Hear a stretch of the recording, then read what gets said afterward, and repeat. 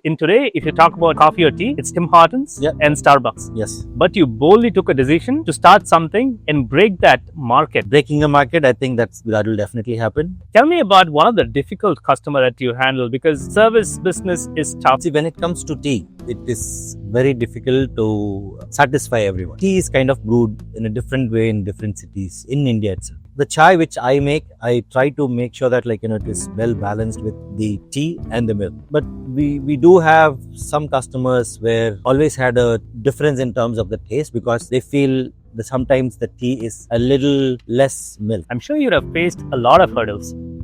Talk to me about that one hurdle that comes to your mind if I ask you that we can learn something from. Only one challenge which we had is to get the license. There were few challenges with the truck as well where they had to change some things. Like when we went to the health inspection didn't go through because of a couple of things, like just a small a cable inside which was not the right cable.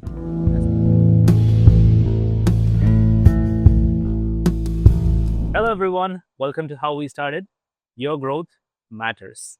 Today we've got a very interesting guest, Yash from Ootea Tea Company. Now, what's going to be super interesting about this episode is that Yash runs a Ootea Tea Company from a food truck, bringing authentic Nilgiri tea from Ooty, Tamil Nadu, India.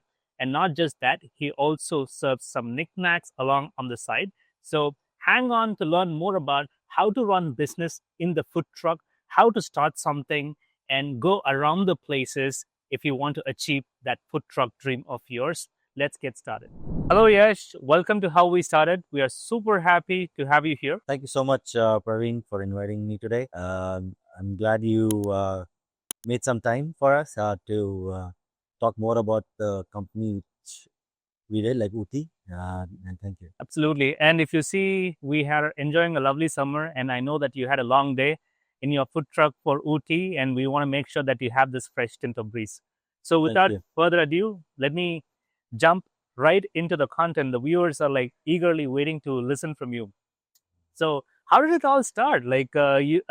I've heard lots of stories about your food truck, and we are super interested in knowing you how it started. Tell me a little bit about how did you kind of come out with this idea? Because in for the viewer's perspective, in today, if you talk about coffee or tea, it's Tim Hortons and Starbucks. Yes. But you boldly took a decision to start something and break that market. So talk to us a little bit about that. Yeah, like breaking a market, I think that will definitely happen very soon. But as of now, we kind of just got into the making the tea. The entire thing started like from the time when we went home last year.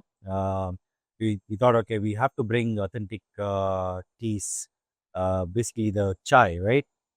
Like masala chai, ginger chai, and all those things back in Canada. Wherever I go, I always felt that I am not drinking the actual chai. It's always machine made. Sometimes it's already brewed. It is already there in a container. So we really want to brew fresh, like how other chains, like coffee chains, big coffee chains, they brew fresh, right? So that's the entire idea behind why we got this. And the reason why we have it in Midtown is because we wanted to introduce the actual real chai to Canadian people. So that's the entire idea of why we started this. Excellent. You know, many days when I have roamed the streets of Toronto, I've longed for this masala chai or cardamom chai. And every time I step foot into one of these big chains, all I get is a dip tea in a bag, which is not typically the tea that we want, but we've compromised. So, how is that reception? How are your loyalists liking it? What kind of reviews are you getting? So this is the same question comes from a customer. The moment I just tell them what you want, they're like, is it dip tea or it's already made? It's a machine tea. I'm like, no, this is freshly brewed. We always brew fresh every 1 hour. We do it inside our truck, and the best part is if you want a chai right now, you don't have so many places where you just go pick a chai, just walk out. No, right? The only place you can do is probably like a Tim Hortons or somewhere like where you just go order a coffee and then you take it out. Right. So my intention of why I wanted to bring it in a truck right now is I want people to just walk in, don't waste like a lot of time, just 2 3 minutes. They get freshly brewed tea, no machine tea, nothing, like freshly brewed tea, along with some favorite snacks what they would probably have back home. Like we have a lot of good snacks as well, like but it's all short eats, like a vada pav or a puff or a samosa, right? So they just pick, grab, they go. So everyone when they walk into like the store, right, like in the truck, the moment when they see the snacks and the tea, they feel so good. I think every person in that particular area, right, they're like we were like thinking for a long time why we don't have something like this. So I'm glad I opened this for the customers, and again, even I can see a lot of locals also trying, which I'm very happy about. Absolutely.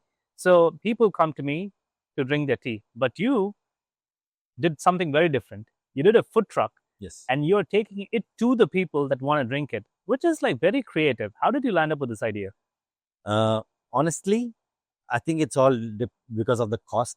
What we like, what we had. Like we thought, okay, we shouldn't invest a lot in this, but we will definitely move into a brick and mortar in the later stages. But we will try moving in with the truck because it gives us a lot of leeway in terms of not only placing in one particular area, we can move to a different location sometimes if you need, or try new places. So and always this food truck had a different vibe, right? So when you see a food truck, you always wanted to see what they have, even though you had seen a lot of brick and mortar, right? So if the food truck has a different, kind of a customer base altogether, right? So we wanted to design the food truck also like very differently, where it just runs inside the streets, so everybody gets to know what it is. And nobody had a chai truck, right?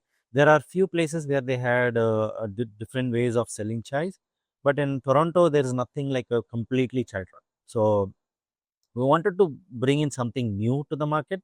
That's when we thought, okay, let's just do this because it's cost effective and also it helps us kind of market the brand really well. So we thought, okay, why not try this?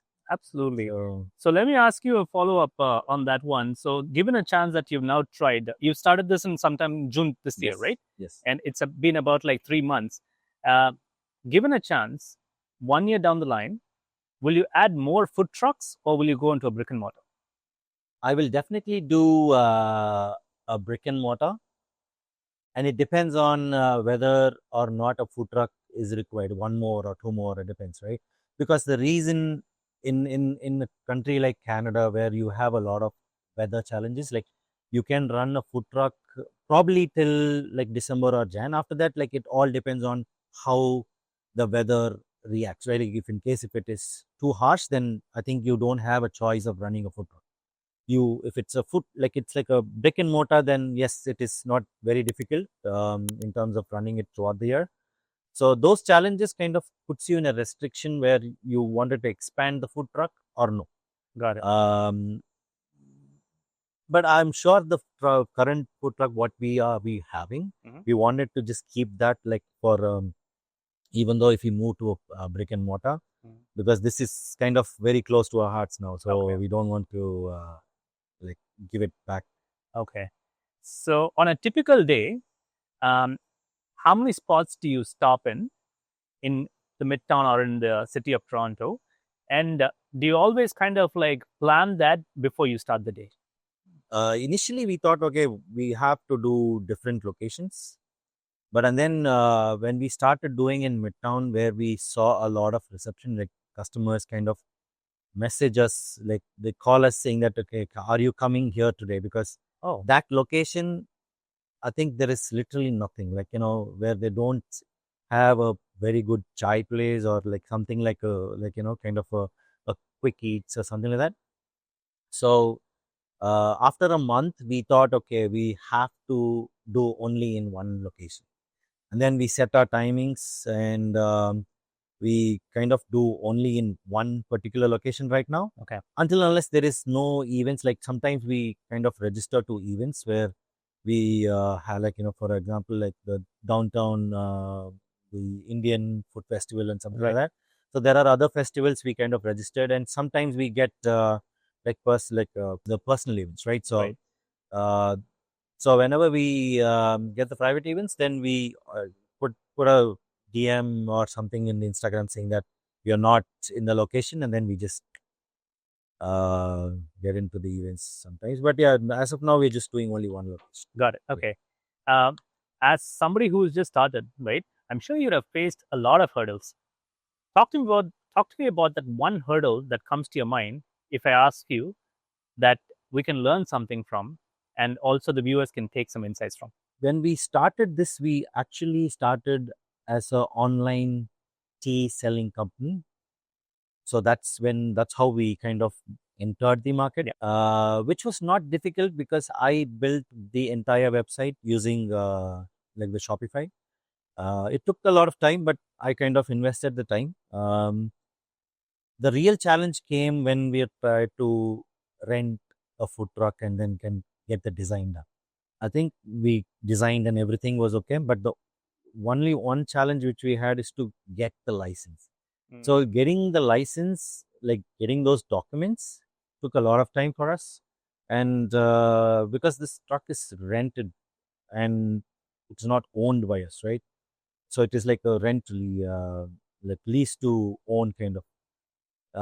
There were few challenges with the truck as well, where they had to change some things. Like when we went to the health inspection didn't go through because of a couple of things, like just a small a cable inside, which was not the right cable as per health. The code and the Yeah, regulations. Yeah. whatever lies. Yeah. So because of that, we kind of got stuck for 2 3 weeks because we had to take it back to the manufacturer, sorry, the renter. They had to get everything done. Right. That's one challenge, and then uh, we wanted to do a pre-run, like kind of wanted to call all my Right. friends, and which didn't happen. We thought, okay, that's okay, but we will just do a launch. But the launch gave us a lot of lessons, like what to do, what not to do. So after the launch, we paused it for 4 days. We changed a lot of things, and then we started. So Okay. again, I think all these things are some learnings which we have to which we will go through definitely. Someone who's just starting, like any business that matter, I think they will have all these like challenges, which is not really something which you can see. Right. So you have to be prepared. It will probably eat your time. We had a plan of starting this on April, but we ended up starting on end of June. So Got it. Okay. Yeah. So I guess like from what you said, having a food truck kind of gave you that extra flexibility to do that soft launch yes, and then go back, change your strategy, again come come back back. with all this improvised. Exactly. Had you had a store, that would not have been the flexibility, True. right? Very So I think that's a great takeaway, especially for the viewers, that if you're trying to get into such a service business of selling food and beverage, and if you're planning to start small and go big, food truck is a great place to start. Would you agree? very true. Now that we know a little bit about your business, let's talk about who's Yash, and also how has the partner of yours helped you getting up from scratch and starting this? I'm basically from Ooty. So that's one more reason I have a lot of interest towards bringing a lot of tea. So in my early childhood days, I was not exposed to a lot of tea, but uh, I think when I was in my 8th grade, I moved to my aunt's house where I got exposed to a lot of tea. So how they get manufactured and what kind of quality they bring in, how the tea is kind of taken every couple of every week or every 2 weeks, which makes a lot of difference to the quality. Again, I had no idea that I will be getting into this industry. I started off getting into IT, did a lot of jobs in like 2 different companies. Even after moving to Canada, I worked for 4 5 years. That's after that is when all these things happened. The last couple of not even couple of years, last year I would say. So because I had a lot of knowledge about teas, I thought, okay, I should also expose, bring in and expose all those things to the crowd over here to understand the real quality of a chai. So whatever we get in market is not it's all mostly brewed with the teas which is blended. Like it's not pure teas usually. Right. So the yeah, again, that's the entire reason of why I got the tea, why I got into the teas. And about my partner, again, she's kind of there in everything from the time I started. From the also with my designs, with my logo. So every time when I wanted to confirm a lot of things, I think she's the person who, because she's very good in designing. She's basically an architect, so she kind of have a very good understanding about how the customers would like a particular design and stuff. So for me, I always go with a lot of designs, and finally she picks up few things. Even the truck right now is designed by her, so she's the one came up with everything. So she's there in every aspect of my design and also on my decisions, I would say. So yeah, if you see like whatever we have right now, the truck and the business, it's all kind of we work together, and also like some of my friends, they kind of helped us in terms of pitching in. Like for example, when I make some tea, I have to always test with somebody to know how it is, right? Right. So all my friends kind of took that initial risk, I would say, because to know I know like not every time you will get the same taste. Right. To bring that, we need to do a lot of work, right? Correct. So they kind of they're there every time to taste and let me like tell me what's good, what's not good. So we made sure that when we go to the market, it's kind of a well balanced fresh tea. Okay, so for the viewer's perspective, if somebody is not from the southern part of India, Ooty is a hill station where tea is prominently grown, like how coffee is grown in Brazil. Ooty is the place where tea is grown, and almost every other country that drinks tea will have tea exported from Ooty to their country. So Yash is from Ooty. So just I thought I'll make a point there for the viewers. Thank you, Praveen. Okay, so it's very interesting to see how you've been into IT, then you kind of like got into food truck. And tell me about one of the difficult customer that you handle, because service business is tough, especially when you have a difficult customer. It becomes more tough, but certain people find it interesting and challenging. Yeah. So talk to me about one of those instances, and how did you go back to the drawing board and take that feedback constructively? See, when it comes to tea, it is very difficult to like satisfy everyone because tea is kind of brewed in a different way in different cities in India itself. And when you come outside India, so the way they brew it is different. So in market, we have a lot of different chais, like Iranian chai. They have different chais, right? Like the chai which I make, I try to make sure that it is well balanced with the tea and the milk. But we do have some customers where they always had a kind of a difference in terms of the taste because they feel that sometimes the tea is a little less milk. Right. So my again that's again because I know those those people who are actually see that the milk is really less. Okay. And it is little they wanted more milkier. Right. Is a certain category of people, they always had tea like that. So there's nothing wrong in what they actually what they are actually saying. So what I try to do is because my tea is not brew, in the sense it is not pre-made.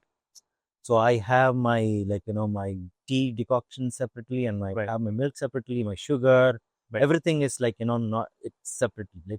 So when a customer orders, I will always ask him whether he wants more milk, less milk, and all those things. So initial days, I just brew it I just pack it and then give it, and don't ask them how they whether they liked it or not.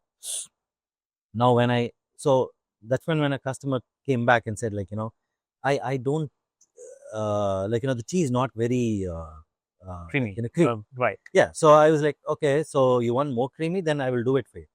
But still he's like, why don't you guys do it with a condensed milk instead?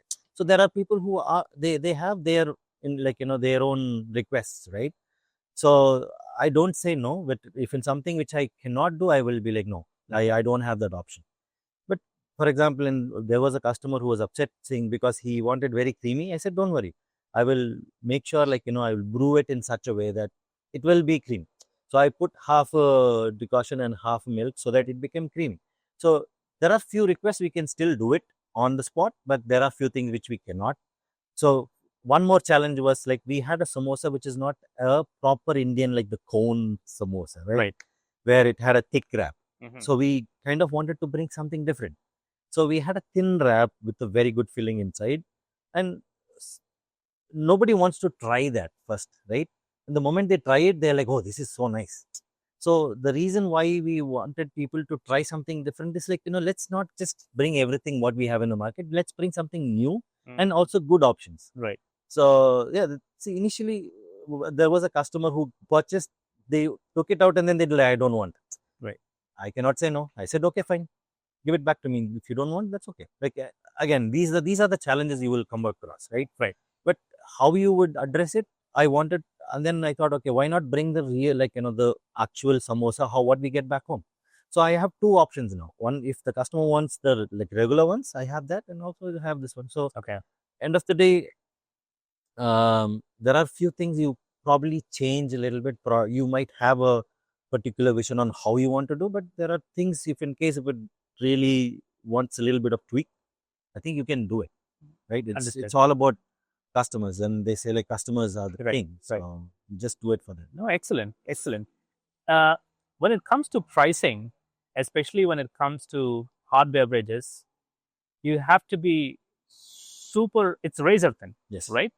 And from that aspect, you're also having food items to go, which are like small bites. It's not like really a meal, but small bites. So, how do you come up with your pricing strategies? Keep it competitive, and how do you kind of like say, okay, maybe at this point in time, it's not cutting it, and I will raise it a bit. So, how did you come up with your pricing strategy?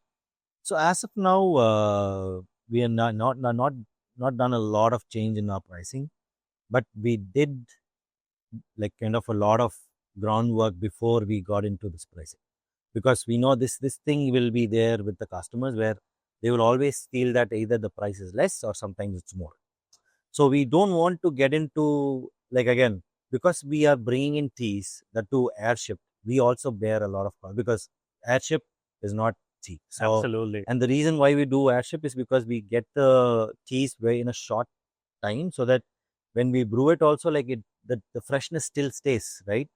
um but again, it's not that like because of that we put everything to the customers. So but we know that there is a particular like a point where we can just quote and then see how the pricing works for our customer and also for us. Mm-hmm. In that way, like when we did a lot of the like groundwork, as I said, we thought, okay, the pricing which we have right now is ideal for a like for a from a customer point of view, and also from our side, like you might not lose a lot of like we, even though we might not do a lot of profit, but I think we are in a range where we will make some money out of like the price point which we have. And again, uh, apart from the price and everything, initially we thought, okay, we have to like make sure that the customers basically try the chai, Right. Yeah. because the moment they try it they will know the difference. Again, whenever I give a chai to anyone, Yeah. the moment they take a sip over there, they're like, yeah, this is really nice. Okay. So that feedback, I know that will definitely come way before we started, because we were so confident about how like what kind of quality we are giving. So for the quality, I'm sure that the customer would pay, like the price point which we have. Absolutely. And again, it is we when we did a market research, it is not super expensive and it is not very low also, because we don't want to go very low, because it will definitely not make any Yeah. margin for us as well, right? So we wanted to be in the middle where the customers would not feel that they're spending too Right. It's much. not biting the pocket at the same Exactly. time you're getting to So drink the tea that you the want. entire idea of selling a tea and a snack, we thought, okay, shouldn't go more than like $6-7 for a customer. Again, with the tax coming in and stuff, probably it'll be like not more than $7-8, which I think it makes sense for a customer right now. If they order a tea and a snack, it somewhere sticks in between like $6 to $7, which is good. Absolutely. Yeah. Which I feel it's really good, especially with the current like pricing what we have, and like whatever the goods whatever we're getting like Yeah. from the market, even those prices are gone up, right? Right. So I think pricing wise, we feel that we are in the right No, I think it's great place. because see, if I'm walking into a Starbucks, I'm paying for a coffee anywhere between $7 to $10, right? And I'm not getting anything to eat. Yes. Let alone like whether I'm ordering a venti or a grande, right? And then now you're sitting with that coffee for the entire day. But if somebody walks in, it's a beautiful thing to kind of see that yes, the sizes were decent when I came to your food truck. It's like a good medium size, and you're getting to eat some good snack that you would not get otherwise in any other store. So I think it's a great pricing strategy, is what I feel. Again, $67. That's a steal for a coffee or a tea and plus a snack. Oh, by the way, do you sell coffees too? No, we don't sell coffees as of now, because we are more focused on our teas right now. Right, We are like, we wanted customers to get into tea and see what's the taste of it and all this thing. right, But we definitely wanted to touch base, because even we grow coffee in Ooty, right? right. Do one thing and do it right, and Exactly. Then perfect. move into the next one, right? Absolutely. I agree with that strategy. One of the things that I am interested, I'm sure viewers interested as well, is in terms of how did the licensing process go? So if I were to start a food truck in the city of Toronto, what are the specific licenses? If you could just focus high level on the names of the types of the licenses Okay. and how long it takes to get it. So the entire process, I would say, like, it shouldn't take you more than uh, 2 months max, if you have all the papers ready. Okay. So there are a few things which you have to get ready if you're planning to do a food truck. Is one, whether you're renting it or whether you want to own it. It depends on how you're going to, if you're renting it, you just rent it from the renters, or sometimes if you want to buy, there are people who can just sell it to you. So that process is different. So, well, let's take, once you have the truck ready, there is this thing which you have to get the truck wrapped, which is probably like around, it would cost you, like, depending on whether you want to do full wrap, half wrap. So it's like 2,000, 3,000, 4,000. Everything is like, depends on how the wrapping is done. And after that, you take the truck to the health inspection. Like, they will check whether everything is good. So there are different trucks, like one is with the propane, one is without the propane. Mine is more of a refreshment because I don't cook inside, so I don't use propane. So everything you need to get a license. Like, if there is a propane, you need to get a propane clearance, and like once you have all those clearance certificates, and you have to get a police clearance in as well, because that is something very important Oh, if you're running a food truck. So once you have all those documents ready, and it is easy, like once you go inside city's website, when you go inside food truck, it will show you what documents you need. So you just get those documents, go directly, and just you can apply uh, with in the civic center office in the East York, which is there in East York. And you just have to submit all the documents immediately, make the payment. If the documents are clear, they will just issue the license immediately. okay. And in terms of cost, like how much did it like So the cost cost, for? especially when you're doing the health inspection, and sorry, the initial health inspector, they will check the vehicle. So that will take you, like, cost you around like 250 to 300. And your license for a food truck, like a refreshment license or a complete food truck license, it's like 1,500 to 2,000, not more than that. And your city parking is a little expensive, but it depends. Like, so if you want to take 6 months, 1 year, there are options. Like 6 months, it's like 3,800 something. For a year, it is 7,000 or 7,500. So that's the only expense. And also the wrapping, I told you, like, it costs you around like five Right. thousand. Sorry, yeah, $5,000. So overall, if you are planning to start a food truck, I would say, like, if you're buying, your initial investment will be around like 60 to 80, depending on what kind of business, also your, like, food business you're getting Right. into. Also because you're buying the truck outright. Exactly, you're Yeah. buying the truck, right? Like, if you're renting it, it depends. Like, the rents vary depending on the size of the truck. You'll get it for 1,600, 700, Okay. even 3,000, Okay. 4,000. It all depends on what kind of truck you. So about I'm looking at about 15 to 20K, $20,000. 20 if you're just planning to start like renting it and then Right. get it wrapped, get the license.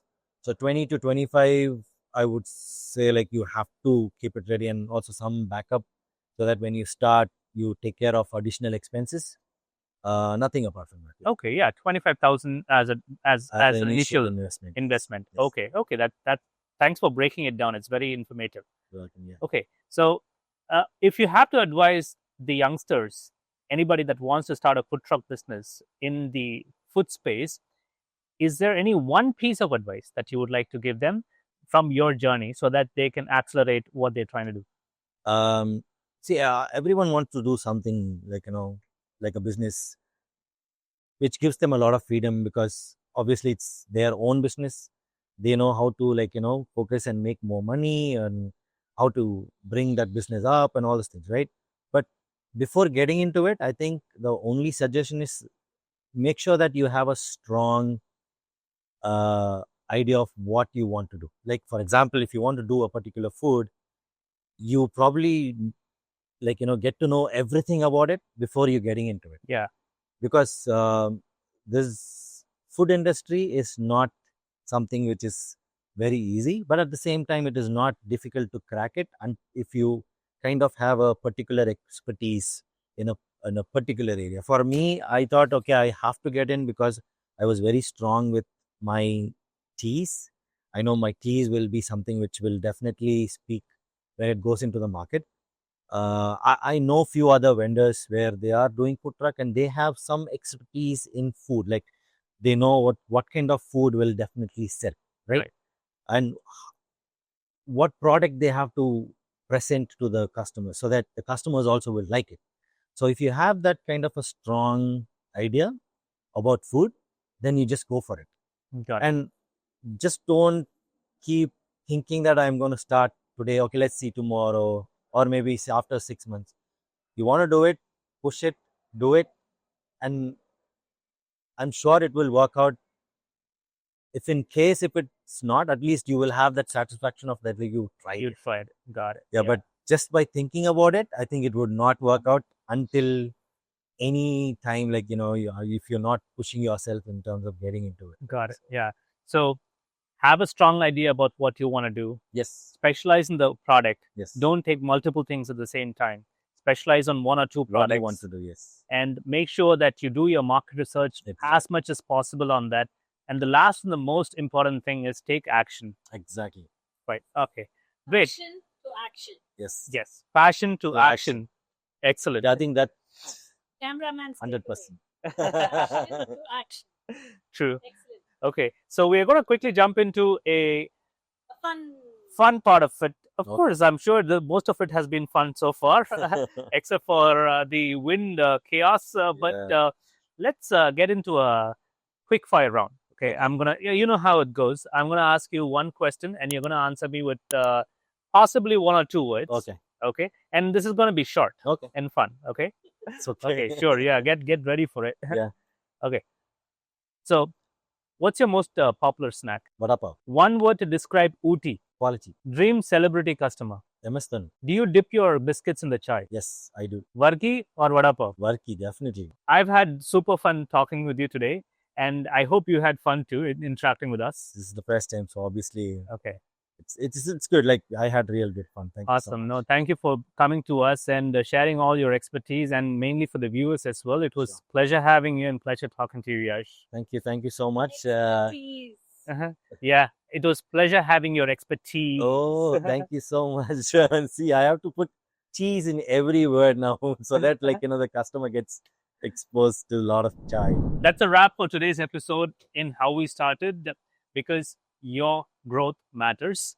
We've had an excellent conversation with Yash from the Ootea Company. Again, if you want to taste nostalgia in a cup and eat snack like as if you were eating it from Ooty, Tamil Nadu, India, you should visit Yash and Hema's Ootea Tea Truck that's there in Midtown Toronto. Catch them up on Instagram. Their handle is right here. And as well, if you want more content like this and want to have more valuable insights, subscribe, like, and share to How We Started. See you on next episode. Keep sipping and keep smiling. Chi chi.